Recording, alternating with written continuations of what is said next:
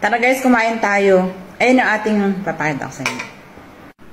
Ayan guys ang ating lunch. Siyempre ang ating grilled pork.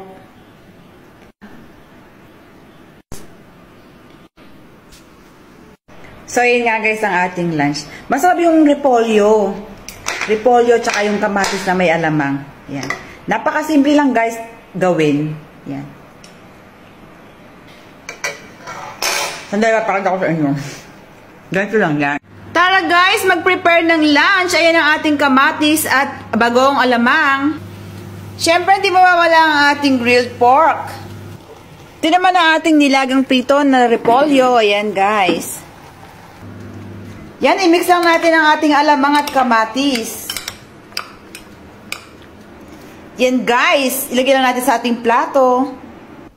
Ayan na guys, ready na ang ating lunch. Yan ang ating juicy and tender na pork. Siyempre ang ating kamatis na may alamang, rice at repolyo na prito na nilaga. Ayan guys. Yan, kain tayo. Yan ang ating lunch for today. Kain.